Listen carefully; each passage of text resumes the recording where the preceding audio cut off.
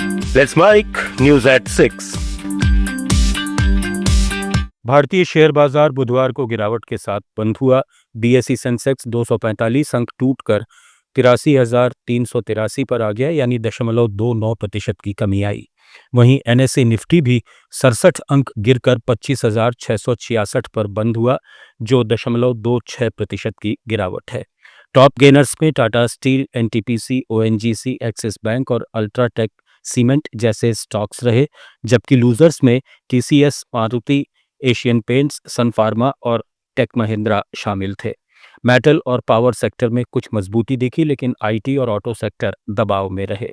रुपया डॉलर के मुकाबले आज थोड़ा कमजोर रहा और 90.11 पर बंद हुआ, जो पिछले दिन से 0.19% की गिरावट है। इधर सोने चांदी के दाम आज लगातार तीसरे दिन ऑल टाइम हाई पर पहुंच गए। India Boolean and jewellers association के अनुसार 1 किलो चांदी की कीमत में 14,145 रुपए के भारी उछाल के साथ ये 2,77,175 रुपए हो गई है। कल ये 2,63,032 रुपए पर ऑल टाइम हाई थी। पिछले 3 दिनों में चांदी 34,000 रुपए से ज्यादा महंगी हो चुकी है। अंतर्राष्ट्रीय बाजार में सिल्वर की मांग बढ़ने, औद्योगिक उपयोग और भू राजनीतिक तनाव के कारण ये तेजी आई है। एमसीएक्स पर चांदी के फ्यूचर में भी 4% से ज्यादा की बढ़त देखी गई। कुछ रिपोर्ट्स में ये 2.87 लाख से 2.9 लाख प्रति किलो तक पहुंच गई। सोने में भी तेजी बरकरार है। 10 ग्राम 24 कैरेट सोने का भाव 1,868 रुपए बढ़कर 1,42,152 रुपए के नए रिकॉर्ड पर खुला। कल ये 1,40,482 रुपए प्रति 10 ग्राम था। विभिन्न शहरों में रेट्स थोड़े अलग हैं। जैसे दिल्ली, मुंबई में 24 कैरेट सोना करीब 1,42,540 रुपए प्रति 10 ग्राम, जबकि एमसीएक्स पर 1,43,092 रुपए तक पहुंचा है।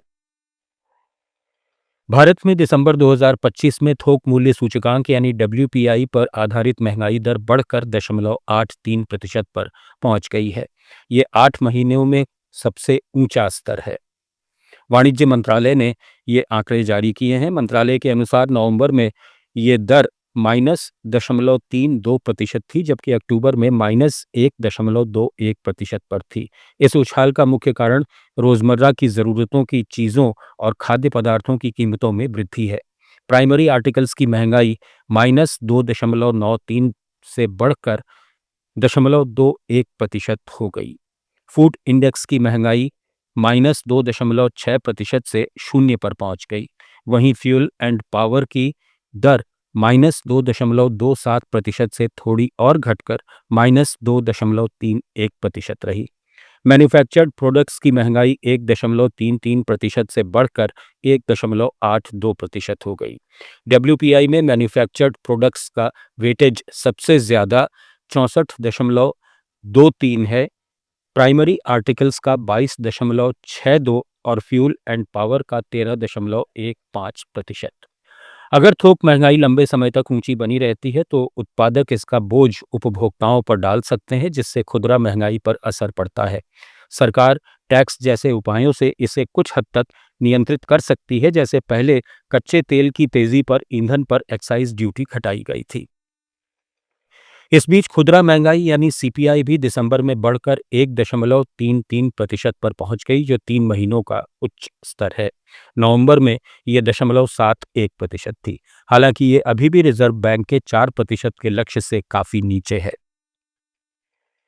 भारतीय रेलवे ने रेल वन ऐप पर जनरल टिकट बुकिंग पर बड़ा ऑफर शुरू किया है। आज से रेल वन ऐप के जरिए जनरल टिकट बुक करके UPI, credit card, debit card और नेट बैंकिंग से पेमेंट करने पर सीधे 3% डिस्काउंट मिलेगा। ये छूट किराए में तुरंत लागू होगी। अगर पेमेंट आर वॉलेट से किया जाए तो दोगुना फायदा होगा। पहले आर वॉलेट में 3% कैशबैक मिलता था, अब इसे बढ़ाकर 6% कर दिया गया है। ये ऑफर 14 जुलाई तक यानी 6 महीने के लिए वैध रहेगा। भारत और न्यूजीलैंड के बीच 3 वनडे मैचों की सीरीज का दूसरा मैच आज राजकोट में खेला जा रहा है। इस बीच भारतीय क्रिकेट टीम के पूर्व कप्तान विराट कोहली ने साल की शुरुआत में ही आईसीसी वनडे बल्लेबाजी रैंकिंग में नंबर 1 का ताज हासिल कर लिया है। न्यूज़ एट 6 में फिलहाल इतना ही। बने रहिए लेट्स माइक के साथ।